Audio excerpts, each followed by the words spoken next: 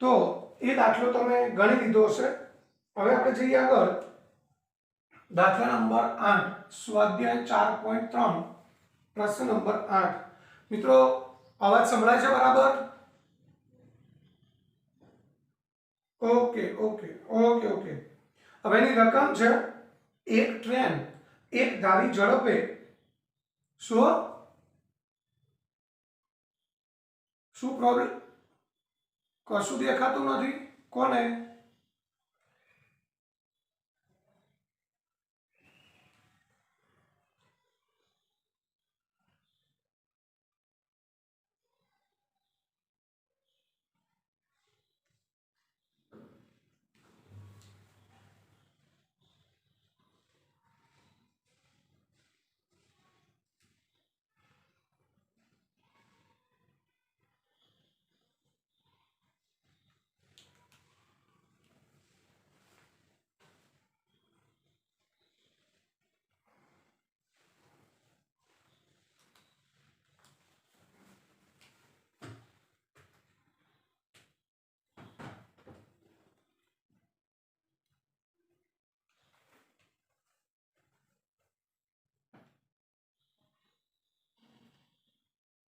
હવે કેવું દેખાય છે?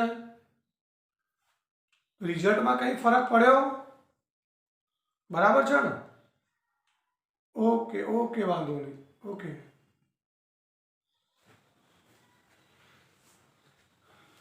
ઓકે, તો હવે આપણો 8મો દાખલો છે। એક ટ્રેન એક ધારી ઝડપે 360 કિલોમીટર અંતર કાપે છે। જો તેની ઝડપ 5 કિલોમીટર પ્રતિ કલાક વધુ હોય તો એટલું જ અંતર કાપતા તેને 1 કલાક સમય ઓછો લાગે તો ટ્રેનની ઝડપ શોધો। મિત્રો આપણે જાણીએ છીએ કે કોઈ પણ વાહન હોય એને કોઈ ચોક્કસ અંતર કાપવાનું છે। અહીંયા કેટલું અંતર કાપવાનું છે? 360 કિલોમીટર। હવે એ જે નિશ્ચિત ઝડપે અંતર કાપે છે એની ઝડપ વધઘટ થતી નથી। નિશ્ચિત ઝડપે અંતર કાપે છે। હવે જો એની ઝડપ વધે, મિત્રો ઝડપ વધે છે, અંતરમાં કોઈ ફરક પડતો નથી, અંતર એનું એ જ છે, તો એટલું જ અંતર કાપવા માટે વધુ ઝડપે સમય પહેલા કરતા કેવો લાગશે? ઓછો લાગશે। તો અહીંયા એ જ વાત કરી છે કે અહીંયા ખાસ આપણે સમજવાનું છે કે કેટલી કિંમતો આપણને આવેલી છે કે ટ્રેન દ્વારા કપાયેલું અંતર કેટલું છે? 360। પહેલા 360 કિલોમીટર અંતર કાપે છે, 5 કિલોમીટર પ્રતિ કલાક એની ઝડપ વધે પછી પણ એ કેટલું અંતર કાપે છે? 360 કિલોમીટર અંતર કાપે છે। તો મિત્રો અંતર એનું એ છે પણ ઝડપ પહેલા કરતા 5 કિલોમીટર વધી છે, તો સમય પહેલા કરતા 1 કલાક ઓછો લાગે એ સ્વાભાવિક છે, આપણે સમજી શકીએ છીએ। તો આપણે શોધવાનું છે ટ્રેનની ઝડપ એટલે મૂળ ઝડપ, શરૂઆતની ઝડપ શોધવાની છે। તો અહીંયા લખી દઈએ, ધારો કે ટ્રેનની મૂળ ઝડપ x કિલોમીટર પ્રતિ કલાક છે।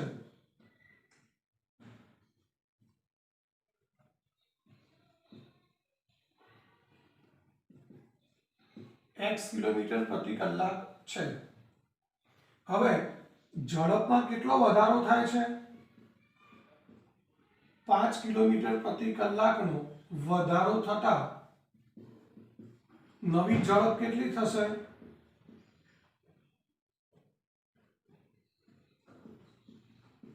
5 કિલોમીટર પ્રતિ કલાકનો વધારો થયો એટલે x + 5 કિલોમીટર પ્રતિ કલાક એની ઝડપ થઈ। મિત્રો અંતર બંને વખતે કેટલું કાપવાનું છે? 360 કિલોમીટર। અને ઝડપ વધે છે એટલે સમય પહેલા કરતા 1 કલાક ઓછો લાગે છે। તો મિત્રો છેલ્લે જે આપ્યું છે કે સમય પહેલા કરતા 1 કલાક ઓછો લાગે છે, એનો અર્થ એ થયો કે સમયમાં થતો ફેરફાર આપણને 1 કલાક આપેલો છે। x કિલોમીટરની ઝડપે 360 કિલોમીટરનું અંતર કાપતા જે સમય લાગે એના કરતા x + 5 કિલોમીટરની ઝડપે 360 કિલોમીટરનું અંતર કાપતા લાગતો સમય 1 કલાક ઓછો છે। તો મિત્રો સમીકરણ બનાવવા શું કરવું પડશે? આપણે બંને સમય શોધવાના છે। કયો સમય? x કિલોમીટરની ઝડપે 360 કિલોમીટરનું અંતર કાપતા જે સમય લાગે, ત્યારબાદ x + 5 કિલોમીટરની ઝડપે 360 કિલોમીટરનું અંતર કાપતા લાગતો સમય। આ બંને સમય શોધવાના છે અને બંને સમયનો તફાવત કેટલો આપ્યો છે? 1 કલાક। તો મિત્રો આપણે સમય શોધવા શું કરીશું? અહીંયા 3 રાશિ મૂકી દઈશું, ઝડપ અંતર અને સમય. મિત્રો આપણે ઝડપનું સૂત્ર 9મા ધોરણમાં ભણી ગયા છીએ. ઝડપ બરાબર અંતર અપોન સમય. આપણે અહીંયા શું શોધવું છે? સમય. અંતર અને ઝડપ આપણી પાસે છે, સમય શોધવો છે. તો સમયને મિત્રો ઉપર લઈ લઈએ તો સમય બરાબર શું થાય? અંતર છેદમાં ઝડપ. તો આ સૂત્રનો આપણે ઉપયોગ કરવાનો છે. સમય બરાબર અંતર છેદમાં ઝડપ. એટલે આ સૂત્રની મદદથી આપણે બંને સમય શોધવાના છે. મિત્રો અહીંયા પહેલી ઝડપ લઈએ. પહેલી ઝડપ કેટલી છે? x કિલોમીટર પ્રતિ કલાક. અંતર કેટલું કાપવાનું છે? 360 કિલોમીટર. સમયનું સૂત્ર શું છે? અંતર છેદમાં ઝડપ. તો અહીંયા અંતર કેટલું છે? 360. ઝડપ કેટલી છે? x.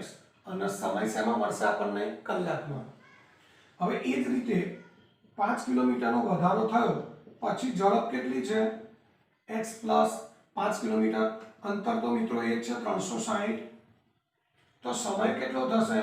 360 અપોન x પ્લસ 5 કલાક. આ બંને સમય મળી ગયા. હવે આપણે લખી શકીએ સમય પહેલા કરતા 1 કલાક ઓછો લાગે છે. એટલે મિત્રો એનો અર્થ એ થયો કે આપણી પાસે બે સમય છે.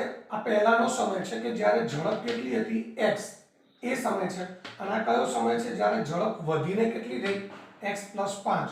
તો સમય ઓછો લાગે છે એનો મતલબ આ સમય કરતાં નીચેનો સમય 1 કલાક ઓછો છે. એટલે એનો મતલબ એ થયો કે આ બંને સમયની બાદબાકી આપણને કેટલી મળશે?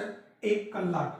તો આપણે લખી શકીએ આ રીતે 360 upon x minus 360 upon x plus 5 બરાબર 1. તો આ બંને સમયનો તફાવત પહેલાના સમય કરતાં પછીનો સમય ઓછો છે. તો બંને સમયનો તફાવત કેટલો મળ્યો? 1 મળ્યો. મિત્રો એક બીજી વસ્તુ પણ સમજી લઈએ જોડે જોડે. અહીંયા ઘણી વખત ઝડપમાં વધારો આપેલો છે એના બદલે ઝડપમાં ઘટાડો આપેલો હોય કે ઝડપ 5 કિલોમીટર પ્રતિ કલાક ઘટે છે. મિત્રો ઝડપમાં ઘટાડો થાય તો આ પહેલા કરતા અહીંયા આ ઝડપ ધારો કે 5 કિલોમીટરનો ઘટાડો થયો તો નવી ઝડપ મળે x - 5. તો અહીંયા સમય કેટલો આવશે? 360 અપોન x - 5 સમય આવશે. અહીંયા તો એનો એ જ રહેશે સમય, કોઈ ફરક પડશે નહીં. પરંતુ ફરક શું પડશે એ સમજવાનું છે કે અહીંયા કરતા આ ઝડપ x હતી, આ ઝડપ ઘટી છે. તો ઝડપ ઘટે તો ચોક્કસ અંતર કાપવા માટે લાગતો સમય વધે. એટલે આ સમય કરતાં આ સમય વધુ લાગે. મિત્રો આ ખાસ ધ્યાન રાખજો. આવા દાખલા પરીક્ષામાં પૂછાઈ શકે. માત્ર એટલો જ ફરક છે, અહીં ઝડપ વધે છે, અહીંયા ઘટે છે. તો શું ફરક પડે દાખલામાં એ આપણે સમજવું છે. તો અહીંયા ઝડપ ઘટે છે તો આ સમય કરતાં આ સમય વધુ હશે.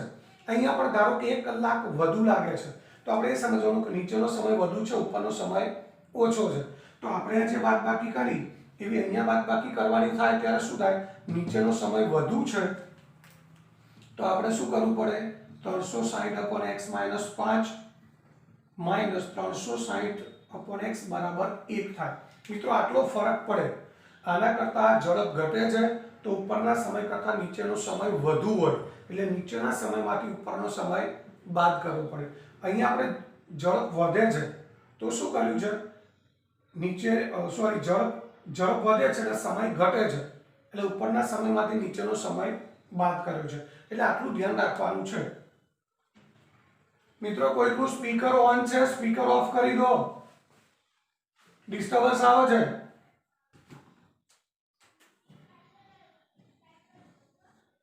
હવે આનું સમીકરણ બનાવવું છે તો મિત્રો આપણે છેદનો લસા લઈશું. છેદમાં બે પદો છે x અને x પ્લસ 5. હવે અહીં છેદમાં x છે તો આપણે કોની વડે ગુણીશું એને? x પ્લસ 5 વડે. 360 નું x પ્લસ 5 અને આ 360 ને કોના વડે ગુણીશું આપણે? x વડે. એટલે શું થશે? માઇનસ 360x બરાબર 1. કૌંસ ખોલી દઈએ તો 360x 360 ગુણ્યા 5 5 ગુણ્યા 0 0 5 6 30 વધી 3 5 તારી 15 ને 3 18.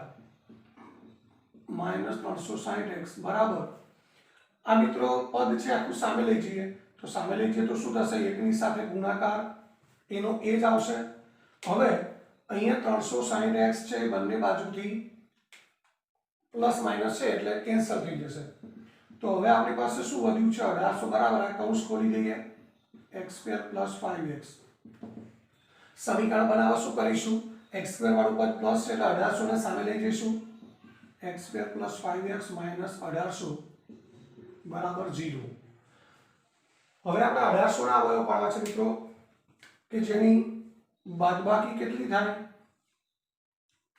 5 થાય સમજી લેજો 1800 ના અવયવ પાડવા છે જેની બાદબાકી આપણને 5 મળે તો મિત્રો એવા કયા અવયવ પાડી શકીએ આપણે કે જેની બાદબાકી 5 થાય એ ખાસ તો એના માટે મેં તમને કહ્યું હતું અગાઉ કે 1800 ની નજીકની પૂર્ણ વર્ગ સંખ્યા ખબર હોવી જોઈએ તો 1800 ની નજીકની પૂર્ણ વર્ગ સંખ્યા છે મિત્રો 1600 1600 કોનો વર્ગ છે 40 નો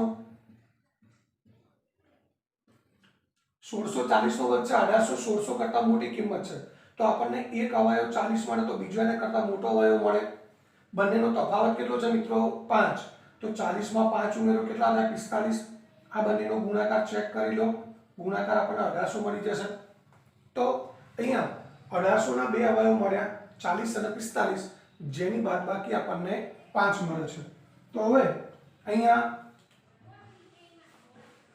બે અવયવ આપણને મળી ગયા 40 અને 45 તો આપણે અવયવ પાડી દઈએ x² મોટો અવયવ આપણે પહેલા લખીએ છીએ નાનો અવયવ 40x માં પ્લસ માઇનસ -40x -1800 બરાબર 0 પહેલા બે પદમાંથી x કોમન લઈએ x + 45 અહીંયાથી 40 લઈશું કારણ કે 1800 ના અવયવ મિત્રો આપણે કયા લીધા છે 45 અને 40 40 કોમન લઈએ માઈનસ નિશાની કોમન લીધી છે એટલે બંનેની નિશાની બદલાઈ જશે x + 45 બરાબર 0 તો એક અવયવ મળી ગયો આપણને x + 45 બીજો અવયવ x - 40 બરાબર 0 તો x + 45 બરાબર 0 અથવા x - 40 બરાબર 0 તો x બરાબર -45 જે શક્ય નથી મિત્રો એનું કારણ એ છે કે x આપણે કોના માટે ધારેલો છે ટ્રેનની મૂળ ઝડપ જે માઈનસમાં હોય નહીં અને અહીંયા 40 સામે લઈ જઈશું તો જવાબ શું મળશે x બરાબર 40 તો માટે આપણે કહી શકીએ કે ટ્રેનની મૂળ ઝડપ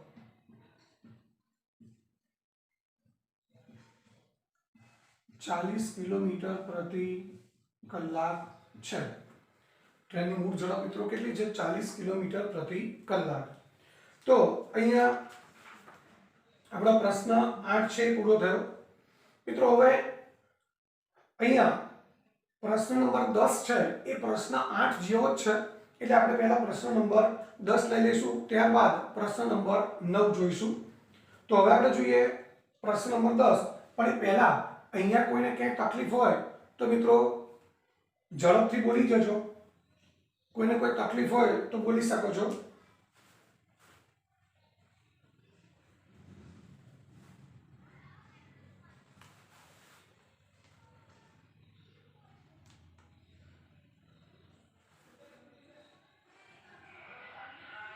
મિત્રો કોઈને કોઈ તકલીફ છે ઓકે થેન્ક યુ તો હવે આપણે જઈએ છીએ પ્રશ્ન નંબર 10 પર 10 એટલા માટે લઈએ છીએ કે એ પ્રશ્ન 10 આના જેવો જ છે ત્યારબાદ આપણે પ્રશ્ન 9 જોઈશું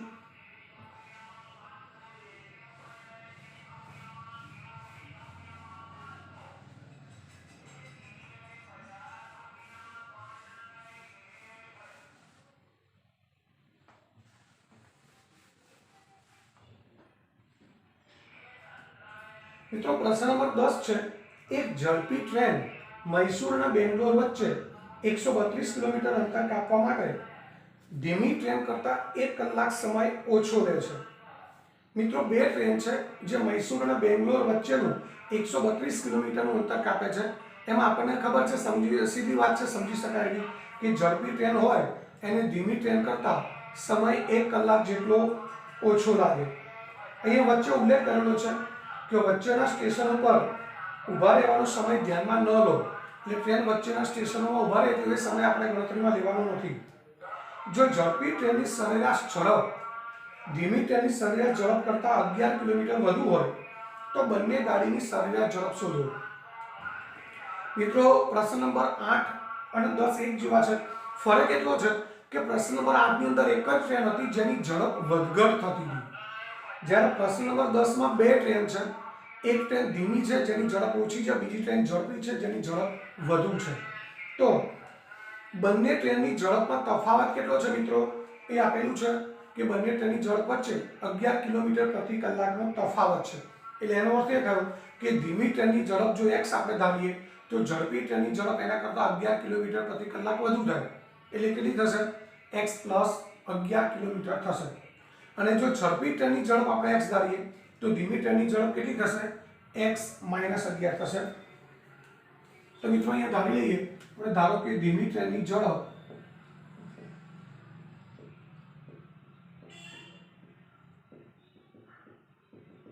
બરાબર x કિલોમીટર પ્રતિ કલાક, ઝડપી ટ્રેનની ઝડપ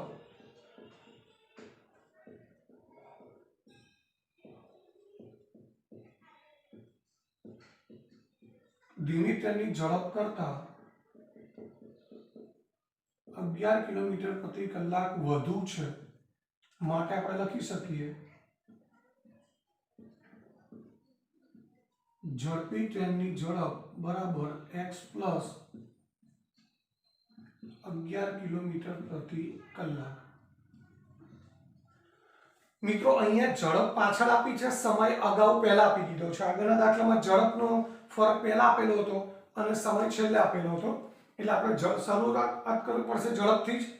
હવે બંને ટ્રેન અંતર કેટલું કાપવાનું છે મિત્રો? 132 કિલોમીટર. તો આપણે બંને માટેનું અંતર લખી દઈએ 132 કિલોમીટર. તો હવે આપણી પાસે મિત્રો બંને ટ્રેનની ઝડપ છે અને બંને ટ્રેને કાપવાનું અંતર છે. અહીંયા શું કીધું છે? ઝડપી ટ્રેનને ધીમી ટ્રેન કરતાં 1 કલાક જેટલો સમય ઓછો લાગે છે.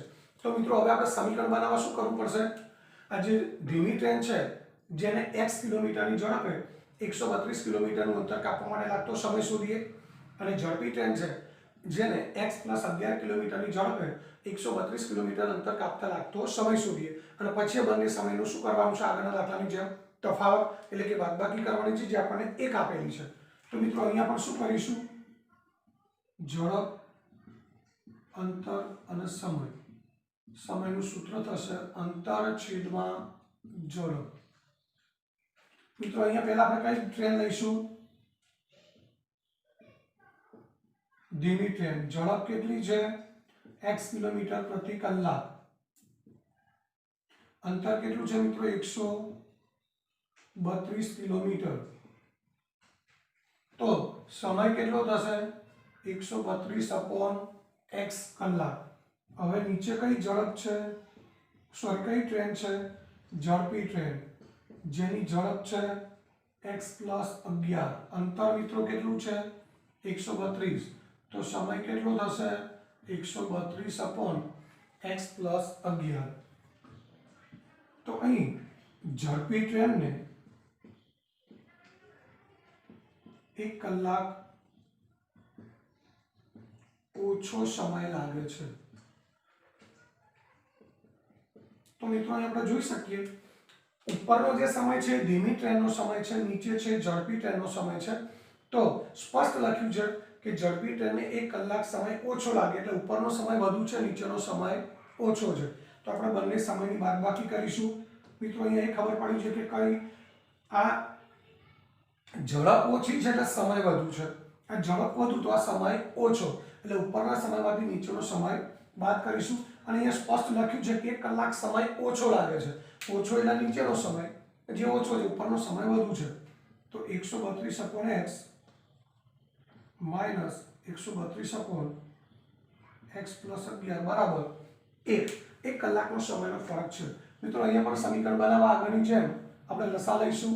લસા શું આવશે? x × x + 11. 132 ને કોના વડે ગુણવા પડશે મિત્રો? x + 11 વડે. આ 132 ને કોના વડે ગુણવાના છે? x વડે. बराबर 1 ઉપરનો કૌંસ ખોલી દઈએ 132x પ્લસ 11 ગુણ્યા 132 કરવા છે આપણે તો 11 નો ઘડિયો તો આવડે છે 11 નું 22 22 નો બગડો 11 તરી 33 ને 2 35 વધી 3 11 એકા 11 ને 3 14 માઇનસ 132x બરાબર આ છેદવાળું પદ છે ને સામેની જે એક સાથે ગુણાકાર કરીએ તો ગુણાકાર એનો એ જ આવશે તો મિત્રો અહીંયા પણ શું થાય છે 132x પ્લસ માઇનસ કેન્સલ થઈ જશે તો શું વધ્યું 1452 બરાબર x ગુણ્યા x x² પ્લસ 11x સમીકરણ બનાવે 1452 છે અને સામે લીજીએ મિત્રો તો x² પ્લસ 11x માઇનસ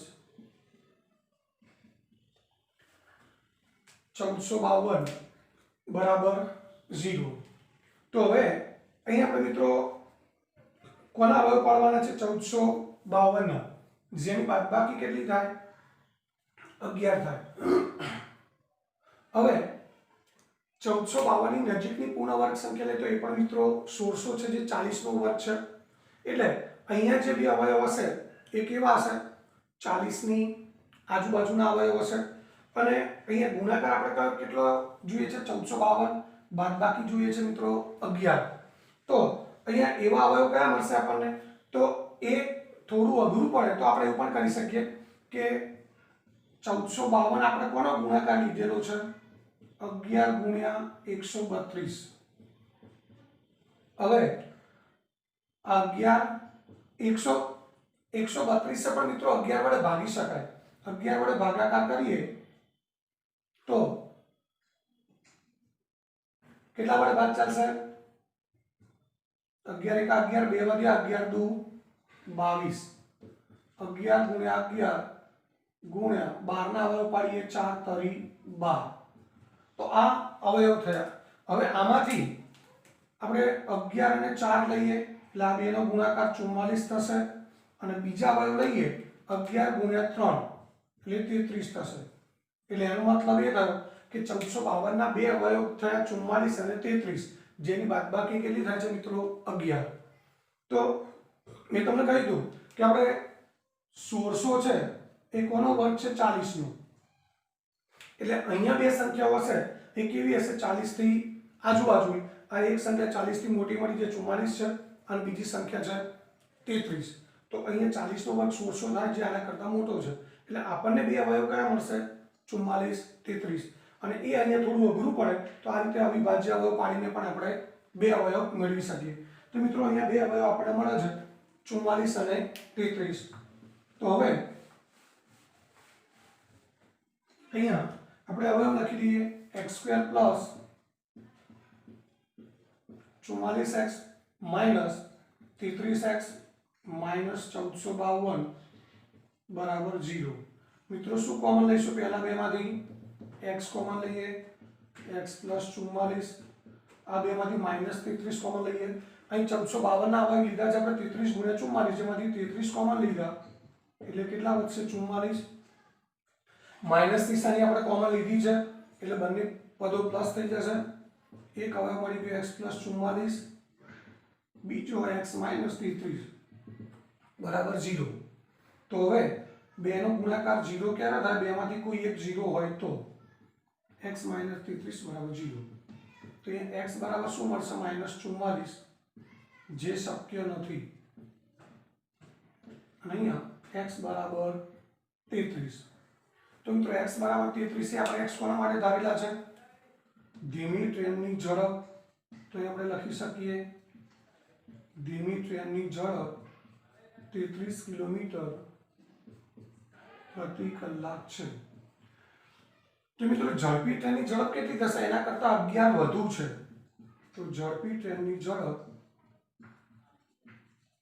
એમાં 11 પ્લસ કરી દઈએ એટલે કેટલા થશે 44 કિલોમીટર પ્રતિ કલાક થશે તો આ રીતે અહીંયા આ દાખલો છે 8મો દાખલો અને 10મો દાખલો એક જેવા છે થોડો ફરક છે ત્યાં પણ ઝડપમાં વધારો થતો તો અહીંયા પણ ઝડપમાં વધારો થાય છે તો મિત્રો દાખલો બરાબર સમજી ગયા છો હવે અહીંયા દાખલામાં કોઈને કંઈ તકલીફ હોય તો ઝડપથી બોલી શકો છો, નહીં તો પછી આપણે જઈએ પ્રશ્ન નંબર 9 પર. મિત્રો કોઈને કંઈ તકલીફ હોય તો ઝડપથી બોલી જજો.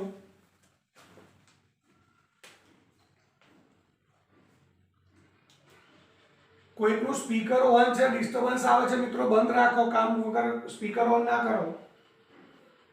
ઓકે,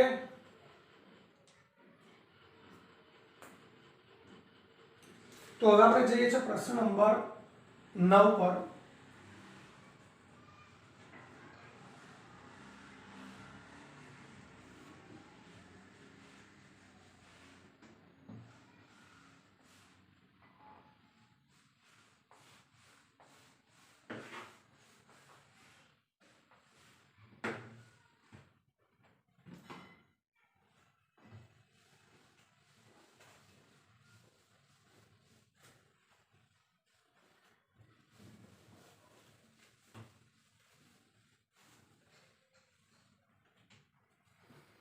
મિત્રો પ્રશ્ન 9 છે, એની રકમ છે પાણીના બે નળ એક સાથે 9.3 કલાકમાં એક ટાંકી ભરી લે છે. એક મિત્રો પાણીની ટાંકી છે, એની પર બે નળ ગોઠવેલા છે. એ બંને નળ એક સાથે ચાલુ કરવામાં આવે તો આખી ટાંકી ભરાતા 9.3 એટલે 9 8 72 ને 3 75 75/8 કલાક સમય લાગે છે. મોટા વ્યાસવાળો નળ એટલે મતલબ મોટો નળ, એને ટાંકી ભરવા માટે નાના વ્યાસવાળા નળ એટલે જેનો વ્યાસ નાનો છે એના કરતાં 10 કલાકનો સમય ઓછો લાગે. મિત્રો મોટા વ્યાસવાળો નળ હોય એટલે એમાંથી પાણી વધુ આવે તો એ ટાંકીને ઝડપથી ભરી દે, અને નાના વ્યાસવાળો નળ હોય તો એમાંથી પાણી ઓછું આવતું હોય તો એને એ જ ટાંકી ભરતા લાગતો સમય વધુ છે, અને કેટલો છે 10 કલાક. મોટા વ્યાસવાળા નળ છે એને 10 કલાક સમય ઓછો લાગે છે. એનો અર્થ એ થયો કે નાના વ્યાસવાળા નળને ટાંકી ભરતા લાગતો સમય 10 કલાક વધુ છે. તો બંને નળ દ્વારા ટાંકી ભરવાનો અલગ અલગ સમય શોધો. મિત્રો હવે અહીંયા સવાલ એ છે કે બંને નળ આપણે અલગ અલગ ચાલુ કરીને ટાંકી ભરીએ તો મોટા વ્યાસવાળા નળ દ્વારા ટાંકી ભરાતા કેટલો સમય લાગે, અને નાના વ્યાસવાળો નળ છે એના દ્વારા ટાંકી ભરાતા કેટલો સમય લાગે. તો અહીંયા બંનેનો સમય શોધવાનો છે.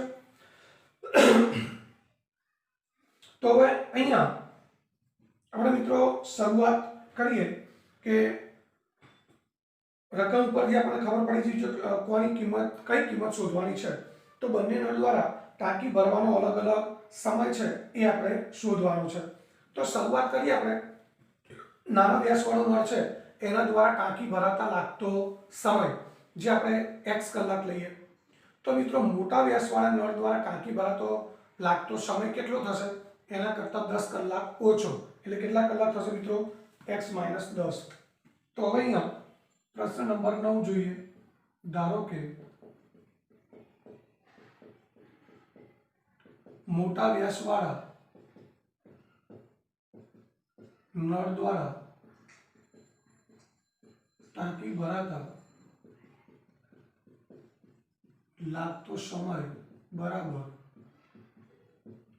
x કલાક છે. હવે મોટા વ્યાસવાળા નળ ને નાના વ્યાસવાળા નળ કરતાં 10 કલાક સમય ઓછો લાગે છે. તો અહીંયા આપણે મોટા વ્યાસવાળા નળ માટે x ધારેલા છે, તો નાના વ્યાસવાળા નળ માટે સમય 10 કલાક કેવો લાગશે મિત્રો, વધુ લાગશે. તો x + 10 લેવા પડે, અને જો અહીંયા આપણે નાના વ્યાસવાળા નળ દ્વારા ટાંકી ભરાતા લાગતો સમય x લઈએ તો મોટા વ્યાસવાળા નળ દ્વારા ટાંકી ભરાતા લાગતો સમય કેટલો થાય મિત્રો, આના કરતાં 10 કલાક ઓછો લાગે છે, એટલે x - 10 થાય. બંને રીતે ગણી શકાય. મોટા નળ દ્વારા ટાંકી ભરાતા લાગતો સમય ધારીને પણ લઈ શકાય, અને નાના નળ દ્વારા ટાંકી ભરાતા લાગતો સમય x લઈને પણ દાખલો ગણી શકાય. તો અહીંયા આપણે નાના વ્યાસવાળા નળ દ્વારા ટાંકી ભરાતા લાગતો સમય x કલાક છે, તો માટે મોટા વ્યાસવાળા નળ દ્વારા ટાંકી ભરાતા લાગતો સમય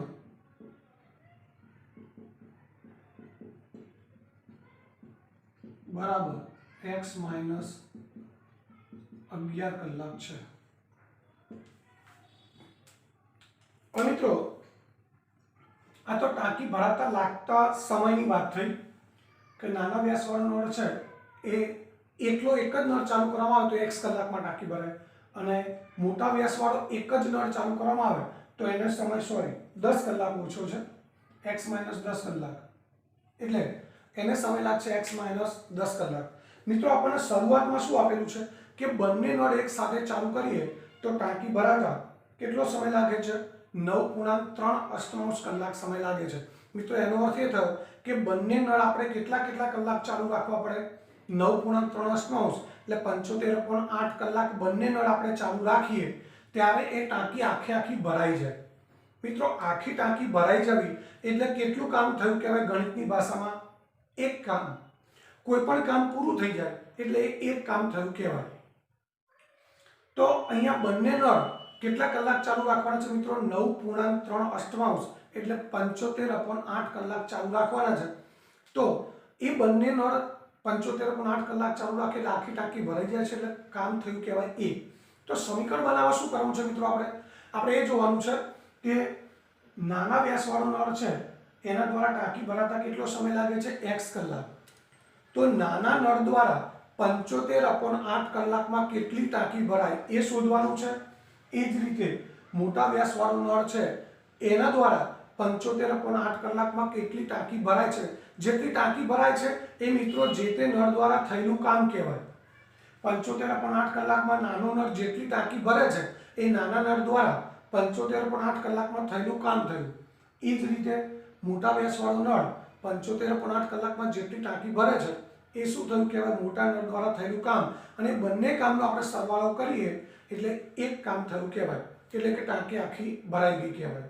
તો અહીંયા મિત્રો આપણે બંને નળ દ્વારા 75.8 કલાકમાં કેટલી ટાંકી ભરાય એ શોધવાનું છે. પરંતુ એ પહેલા શું કરવું પડશે?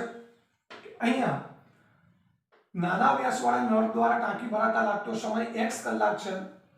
તો નાના વ્યાસવાળા નળ દ્વારા 1 કલાકમાં કેટલી ટાંકી ભરાય એ શોધવાનું છે. એ જ રીતે મોટા વ્યાસવાળા નળ દ્વારા 1 કલાકમાં કેટલી ટાંકી ભરાય એ શોધવાનું છે. તો મિત્રો અહીંયા એક વસ્તુ આપણે ખાસ ધ્યાન રાખીશું, ધ્યાનથી સમજો. ધારો કે આપણે ધારી લઈએ કે નાના વ્યાસવાળો નળ છે એના દ્વારા ટાંકી ભરાતા 15 કલાક લાગે છે. મિત્રો ધ્યાનથી સમજો, કેટલો સમય લાગે છે? 15 કલાક. તો 1 કલાકમાં કેટલા ભાગની ટાંકી ભરાય? તો કેટલો સમય લાગે છે? 15 કલાક. તો 1 કલાકમાં કેટલી ટાંકી ભરાય મિત્રો? 1/15 ભાગની ટાંકી ભરાય. 15મા ભાગની એટલે 1/15. એટલે ટાંકી ભરાતા જેટલો સમય લાગે છે એનો વ્યસ્ત કરવો પડે. આ ખાસ ધ્યાનથી સમજો. એનું કારણ છે કે 15 કલાકમાં ટાંકી ભરાય છે તો એ એક કલાકના એવા 15 ભાગ થઈ ગયા ટાંકી ભરાવા માટેના. તો 1 કલાકમાં કેટલા ભાગનું પાણી ભરાય? 15મા ભાગનું.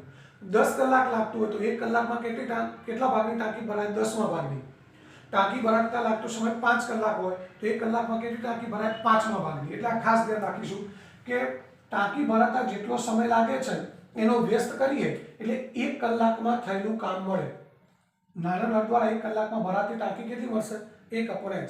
એ જ રીતે મોટા વ્યાસવાળા નળ દ્વારા 1 કલાકમાં ભરાતી ટાંકી કેટલી આવશે મિત્રો? 1/x - 10. તો અહીંયા આપણે ખાસ એ સમજવાનું છે કે બંને નળ દ્વારા 1 કલાકમાં કેટલી ટાંકી ભરાય છે એ શોધવાનું છે. તો અહીંયા નાના વ્યાસવાળા નળ દ્વારા 1 કલાકમાં ભરાતી ટાંકી બરાબર 1/x. એ જ રીતે મોટા વ્યાસવાળા નળ દ્વારા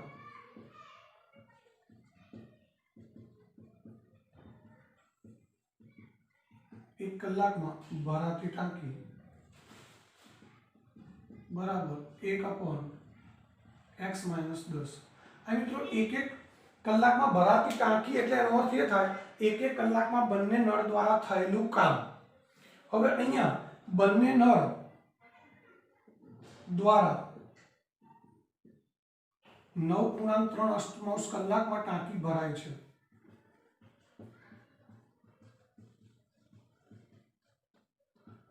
એટલે એનો અર્થ એ થયો કે બંને નળ મિત્રો કેટલા કલાક ચાલુ રહે છે? 9.3 કલાક ચાલુ રહે છે. તો અહીંયા નાના નળ દ્વારા, નાના વ્યાસવાળા નળ દ્વારા 1 કલાકમાં કેટલી ટાંકી ભરાય છે? 1/x. તો આપણે કેટલા કલાકમાં ભરાતી ટાંકી શોધવાની છે? 9.3 એટલે કે 75.8 કલાકમાં નાના નળ દ્વારા કેટલી ટાંકી ભરાય શોધવાનું છે. તો 1/x ને કોના વડે ગુણી દેવાના? 9.3. તો માટે આપણે લખી શકીએ નાના નળ દ્વારા, નાના વ્યાસવાળા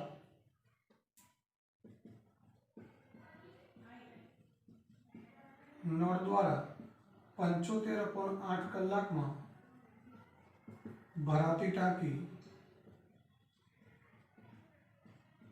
બરાબર 75.8 ગુણ્યા 1/x એટલે 75/8x.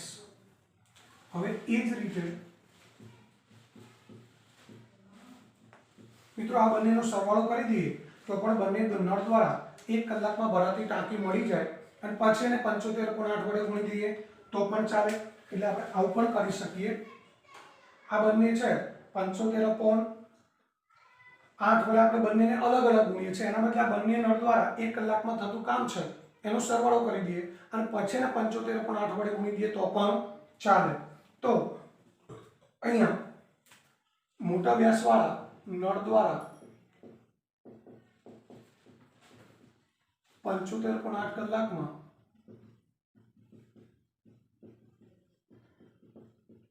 ભરાતી ટાંકી બરાબર 75.8 ગુણ્યા 1/x - 10. હવે અહીંયા મિત્રો કુલ કામ એટલે શું? બંને નળ દ્વારા ભરાતી ટાંકી. કેટલી ટાંકી ભરાય છે મિત્રો? 1. એટલે બંને નળ 75.8 કલાક ચાલુ રહે એટલે ટાંકી ભરાઈ જાય છે. તો બંને નળ દ્વારા થયેલું કામ છે. નાના વ્યાસવાળા નળ દ્વારા 75.8 કલાકમાં ભરાતી ટાંકી 75.8x અને એ જ રીતે મોટા વ્યાસવાળા નળ દ્વારા 75.8 કલાકમાં ભરાતી ટાંકી 75.8 ગુણ્યા 1/x - 10. તો આ મોટા નળ વ્યાસવાળા નળ દ્વારા 75.8 કલાકમાં થયેલું કામ. તો બંને થઈ કુલ કામ કેટલું થશે? 1. તો આપણે લખી શકીએ 75.8x પ્લસ 75.8 ગુણ્યા 1 અને અંદર ગુણી દઈએ તો પણ ચાલી જાય. x - 10 બરાબર 1. હવે અહીંયા શું કરીશું મિત્રો? અહીંયા લસા લઈ લઈએ આપણે. ફરીથી એકવાર આ જે છેલ્લે મળ્યું છે આપણે પરિણામ એ બંને નળ દ્વારા 75.8 કલાકમાં થયેલું કામ છે અને બંને થઈ કુલ કામ 1 થાય એટલે કે ટાંકી ભરાઈ જાય છે. અહીંયા લસા શું આવશે? 8x × x - 10. 75 ના છેદમાંથી કયું પદ નથી? x - 10. તો x - 10 વડે ગુણી દઈએ. આ 75 ના છેદમાં શું નથી? માત્ર x નથી તો x વડે ગુણી દઈએ. કૌંસ ખોલી દઈએ મિત્રો. 75x 750 અને પ્લસ 75x બરાબર આ પદ સામે લઈ જઈએ 8x કૌંસમાં x - 10. 75x પ્લસ 75x મિત્રો કેટલા થશે? 150x માઇનસ 750 કૌંસ ખોલીએ 8x² માઇનસ 80x. સમીકરણ બનાવવા શું કરીશું? આ બંને પદો સામે લઈ જઈએ 8x² minus 80x minus 150x minus 750 બરાબર 0. 150 અને 80 મિત્રો સરવાળો કેટલો થશે? 230x માઇનસ 750 બરાબર 0. હવે અહીંયા 750 ગુણ્યા 8 750 ગુણ્યા 8 એ બેનો ગુણાકાર કરીએ અને એ જે ગુણાકાર મળે એના અવયવ પાડીએ જેની બાદબાકી આપણને મળે 230. મિત્રો હજુ અહીંયા સાદુરૂપ આપવું તો આપી શકાય. આ બધાને 2 વડે ભાગી શકીએ છીએ તો 2 વડે ભાગીને હજુ સમીકરણ સહેલું બનાવી શકાય. અને એ રીતે ના કરવું હોય તો 75 ગુણ્યા 8 કરીએ અને એ ગુણાકાર કરી અને એ ગુણાકારના અવયવ પાડી જેની બાદબાકી 230 થાય. તો આપણે ગુણાકાર નથી કરવો પણ x ગુણ્યા 8 ગુણ્યા 750 8 ના અવયવ લઈએ 2 ગુણ્યા 2 ગુણ્યા 2 750 ના 10 ગુણ્યા 75 થશે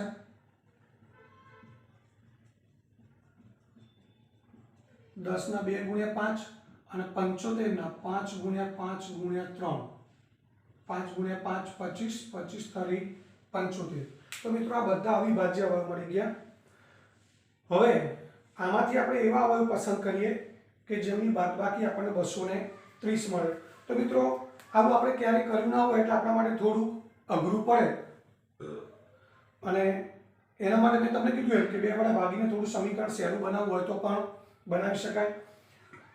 કદાચ એવું બને કે 4 વડે ભાગી શકાય તો 4 વડે પણ ભાગીને સમીકરણ સહેલું બનાવી શકાય, નહીં તો પછી આ રીતે આપણે અવયવ પાડી શકીએ.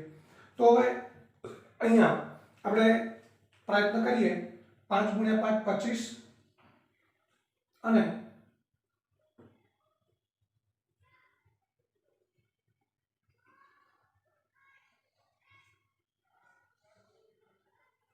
આ 5 ગુણ્યા 5 ગુણ્યા 5 125, 125 ગુણ્યા 2 એટલે 250, અને આનો ગુણાકાર થશે 3 દુ 6 દુ 12 દુ 24. અહીં આ રીતે અવયવ મળતા નથી.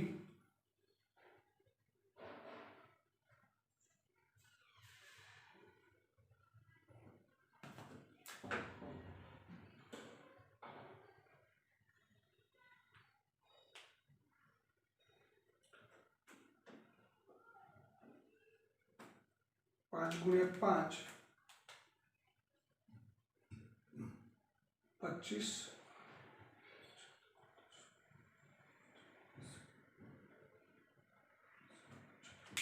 આપણે એક કામ કરીએ મિત્રો, ભાગાકાર કરી અને થોડું સમીકરણ સરળ બનાવી દઈએ. પહેલા એક વખત ચેક કરી લઈશું. અહીંયા 75/8x છે અને અહીંયા 75/8 કૌંસમાં x માઇનસ 10 છે. હવે બંનેનો લસા લીધો 8x, અહીંયા બંનેમાં 8 કોમન છે એટલે 8 એક જ વખત લેવાનો છે. x × x માઇનસ 10 ચોકડી ગુણાકાર કર્યો છે. તો અહીંયા 8x છે એટલે x માઇનસ 10 વડે ગુણ્યા છે. અહીંયા 8 અને x માઇનસ 10 છે તો અહીંયા ખાલી x વડે ગુણ્યા. હવે આપણે કૌંસનું વિસ્તરણ કર્યું તો 75x માઇનસ 750 પ્લસ 75x બરાબર આ પદને સામે લઈ ગયા 8x કૌંસમાં x માઇનસ 10. હવે અહીંયા 75x પ્લસ 75x મિત્રો કેટલા થઈ ગયા? 150x minus 750. અહીંયા કૌંસનું વિસ્તરણ કર્યું 8x² માઇનસ 80x. હવે 8x² વાળું પદ પ્લસ છે એટલે આપણે બંને પદને સામે લઈ ગયા તો 8x² minus 80x minus 150x, અને મિત્રો આ ભૂલ છે, અહીંયા 750 પ્લસ આવે છે. ઓકે, તો હવે આપણે 750 ના અવયવ પાડીએ. 750 ગુણ્યા 8 જેનો સરવાળો 230 થાય, પરંતુ એ પહેલા આપણે 2 વડે ભાગી દઈએ તો 4x² માઇનસ 115x પ્લસ અને 2 વડે ભાગીએ તો 375 બરાબર 0. હવે 375 ગુણ્યા 4 એના અવયવ પાડીએ આપણે તો 4 ના અવયવ હશે 2 ગુણ્યા 2. 375 ને 5 વડે ભાગી દઈએ છે. 5 વડે ભાગીએ તો 5 સીધા 35, 2 વધે 25, હજુ 2 ગુણ્યા 2 ગુણ્યા 5, 75 ના અવયવ 25 તારીખ 75 એટલે 5 ગુણ્યા 5 ગુણ્યા 3. તો હવે અહીંયા મિત્રો આપણે સરવાળો કેટલો જોઈએ છે? 115 સરવાળો જોઈએ છે. તો હવે અહીંયા આપણે અવયવ પ્રયત્ન કરીએ.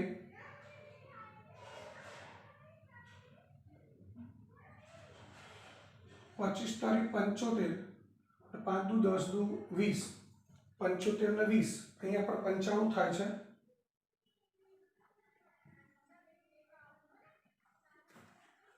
5 ગુણ્યા 5 લઈએ અને 2 ગુણ્યા 2 એટલે 5 ચોક 5 ગુણ્યા 5 25 ચોક 100 અને 5 તારી 15. એટલે મિત્રો અવયવ મળી ગયા આપણને 100 અને 15. બે અવયવ કયા મળે છે આપણને? 100 અને 15, જેનો સરવાળો કેટલો થશે? 115. તો આપણે અહીંયા અવયવ લખી દઈએ 4x² minus 100x plus minus minus 15x plus 375 બરાબર 0. હવે બંનેમાંથી આપણે 4x કોમન લઈએ છીએ તો x માઇનસ 25 અને અહીંયાથી માઇનસ 15 કોમન લઈએ તો x માઇનસ 25 બરાબર 0. હવે એક અવયવ કયો થઈ ગયો મિત્રો? x માઇનસ 25, બીજો અવયવ 4x માઇનસ 15 બરાબર 0. હવે અહીંયા આ બંનેનો ગુણાકાર 0 છે. એ 0 ત્યારે જ શક્ય બને કે જ્યારે બંનેમાંથી કોઈ એક 0 હોય તો મિત્રો અહીં આપણે શું કરીશું, અહીં જગ્યા ઓછી છે એટલે આને ભૂસી નાખીએ છીએ। તો હવે અહીંયા x - 25 બરાબર 0 અથવા 4x - 15 બરાબર 0। તો માટે x બરાબર 25 અથવા 4x બરાબર 15। તો x બરાબર 15/4 ને x બરાબર 25। હવે મિત્રો x આપણે કોના માટે ધાર્યો તો અહીંયા આપણને સમય મળે છે અપૂર્ણાંકમાં મળે છે અને અહીંયા સમય મળે છે પૂર્ણાંકમાં જે 25 મળે છે। તો મિત્રો અહીંયા બે જવાબ મળે છે, એક 15/4 અને બીજો છે 25।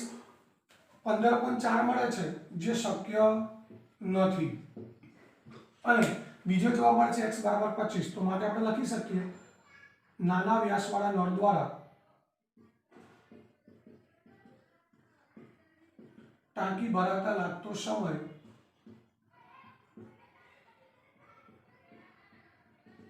કેટલો આવશે મિત્રો, 25 કલાક। તો એ જ રીતે મોટા વ્યાસવાળા નળ દ્વારા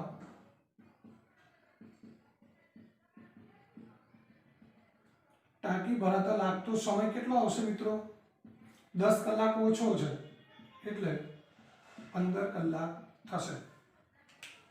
તો આ રીતે અહીંયા બંને નળ એટલે કે એટલો નાનો વ્યાસવાળો નળ ચાલુ કરીએ તો ટાંકી 25 કલાકમાં ભરાઈ જશે અને એટલો મોટા વ્યાસવાળો નળ ચાલુ કરીએ તો ટાંકી 15 કલાકમાં ભરાઈ જાય।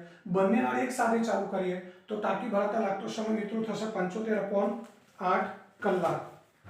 હવે 11મો દાખલો બાકી છે મિત્રો, તો એ દાખલો છે સમય આપણે પહેલા જોઈ લઈએ છીએ।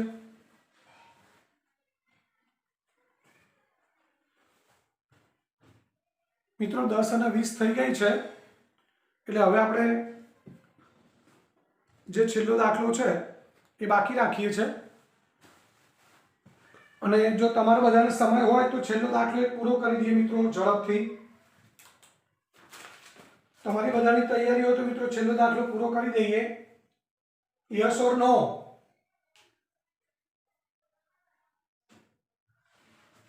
Okay okay okay.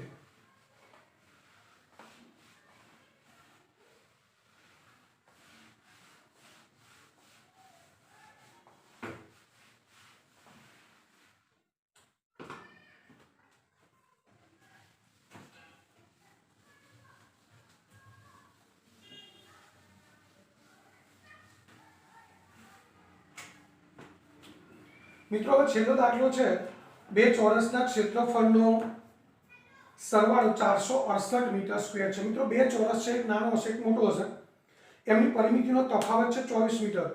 તો બંને ચોરસની બાજુની લંબાઈ શોધો। અહીં આપણે ખાલી સમજવા માટે એક આકૃતિ દોરીએ છીએ, એક નાનો ચોરસ લઈએ છીએ,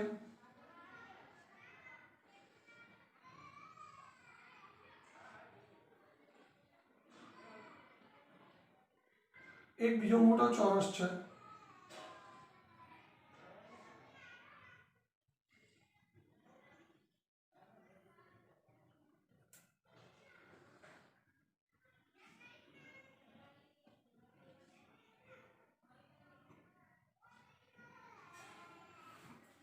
और मित्रों અહીંયા આપણને બે ચોરસના ક્ષેત્રફળનો સરવાળો, આ બંનેના ક્ષેત્રફળનો સરવાળો છે 468 અને બંનેની પરિમિતિનો તફાવત એટલે બાદબાકી, એટલે કે મોટા ચોરસની પરિમિતિ કરતા નાના ચોરસની પરિમિતિ 24 મીટર વધુ હોય અથવા નાના ચોરસ કરતા મોટા ચોરસ કરતા નાના ચોરસની પરિમિતિ 24 મીટર ઓછી હોય અથવા નાના ચોરસ કરતા મોટા ચોરસની પરિમિતિ 24 મીટર વધુ હોય। એટલે અહીંયા પણ એક ક્ષેત્રફળ અને પરિમિતિનો તફાવત આપ્યો છે, પરંતુ મિત્રો ચોરસ કોઈ પણ હોય એનું ક્ષેત્રફળ અને પરિમિતિ ક્યારે મળે આપણને, કે જ્યારે આપણી પાસે ચોરસની બાજુનું માપ હોય તો। અને અહીંયા શોધવાનું છે પણ બંને ચોરસની બાજુઓના માપ। તો મિત્રો આપણે ધારવાનું છે કોઈ પણ એક જ ચોરસનું માપ।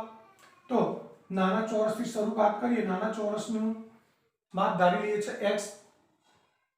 હવે બાજુની લંબાઈ આપણે x ધારીએ તો એનું ક્ષેત્રફળ કેટલું થશે મિત્રો, તો ચોરસનું ક્ષેત્રફળનું સૂત્ર ખબર છે, લંબાઈનો સ્ક્વેર એટલે x સ્ક્વેર થશે અને પરિમિતિ કેટલી થશે 4x। तो આપણે સૌથી પહેલા શરૂઆત કરીએ। ધારો કે નાના ચોરસની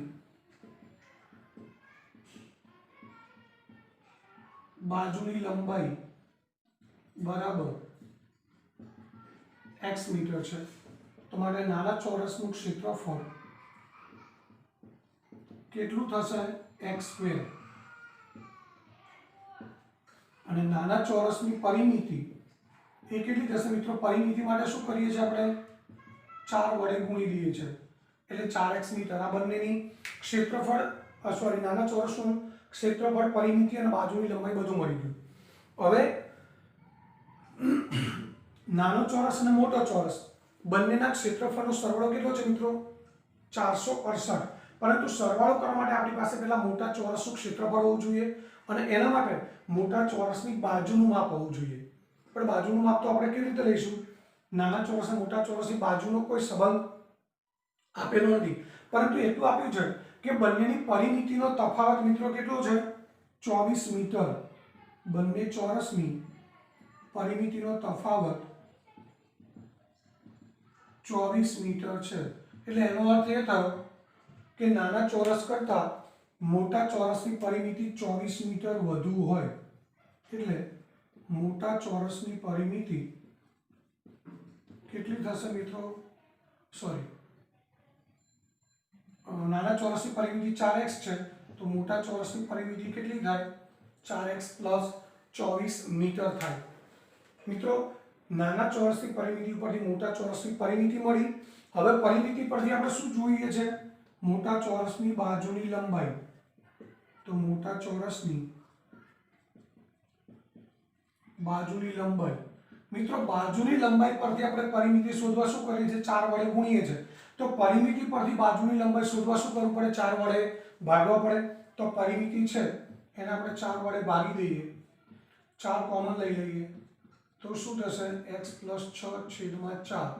એટલે મોટા ચોરસની બાજુની લંબાઈ મળી x + 6 મીટર।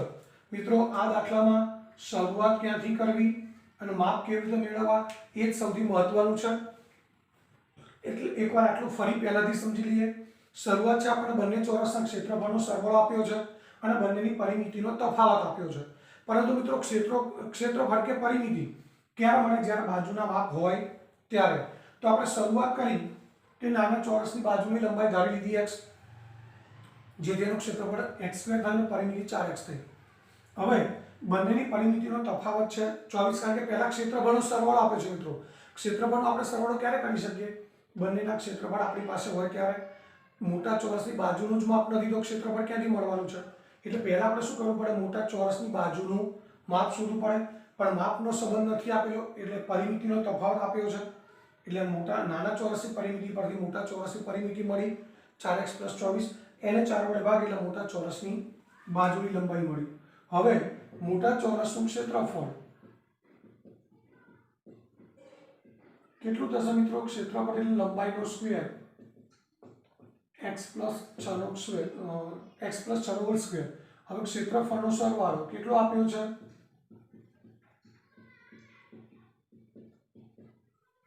ક્ષેત્રફળનો સરવાળો આપ્યો છે 468 મીટર²। તો મિત્રો નાના ચોરસનું ક્ષેત્રફળ છે x², મોટા ચોરસનું x + 6² બરાબર 468। મિત્રો આ બાજુ હા કેમ અચાનક? હા સ્ક્રીન તો ઓન જ છે।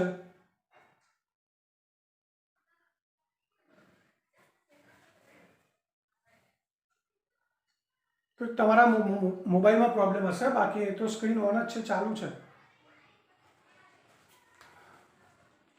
ઓકે ચલો હવે આનું વિસ્તરણ કરી દઈએ। x² + x² + 12x + 36, 468 ને આપણે ડાબી બાજુ લાવી દઈએ છીએ બરાબર 0। તો x² + x² 2x² + 12x, 468 માંથી 36 બાદ કરીએ, 8 માંથી 6 2, 6 માંથી 3 3 બરાબર 0। એ મિત્રો બધાને 2 વડે ભાગી શકાય છે, તો 2 વડે ભાગી દઈએ। x² + 6x - 2 વડે ભાગીએ તો 216 બરાબર 0।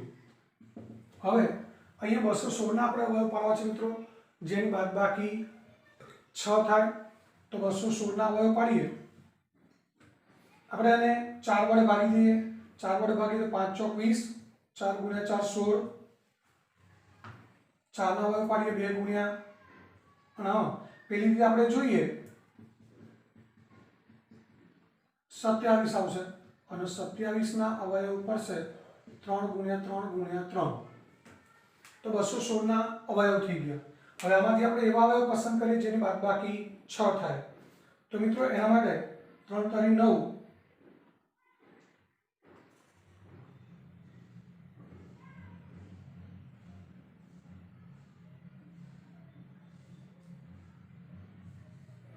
3 તારી 9 દુ 18, અને 3 દુ 6 દુ 12, એટલે 18 અને 12 બે અવયવ આપણને મળી જાય. તો અહીંયા આપણે મૂકી દઈએ x² + 18x - 12x - 216 બરાબર 0. મિત્રો ખબર પડી ગઈ છે. 3 તારી 9 દુ 18, અને 3 દુ 6 દુ 12, એટલે 18 અને 12 એના અવયવ થઈ ગયા. તો હવે અહીં આપણે બંનેમાંથી x કોમન લઈ લઈએ. x + 18 - 12, x + 18 બરાબર 0. તો એક અવયવ મળ્યો આપણને x + 18, બીજો અવયવ x - 12 બરાબર 0. તો x + 18 બરાબર 0, અથવા x - 12 બરાબર 0. તો x બરાબર શું મળશે? -18, જે શક્ય નથી, અને x બરાબર 12. તો મિત્રો x આપણે કોના માટે ધારેલું છે? નાના ચોરસની બાજુની લંબાઈ, જે આપણને 12 મીટર મળે છે. મોટા ચોરસની બાજુની લંબાઈ કેટલી છે? x + 12, એટલે 12 + 16 18. તો નાના ચોરસની બાજુની લંબાઈ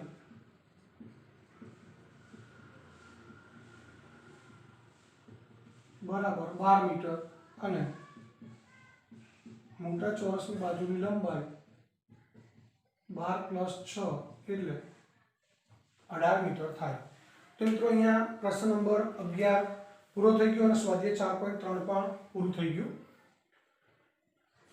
તો આ દરેક દાખલો આ રીતે ઘરેથી હોમવર્કમાં ગણી દેવાનો છે.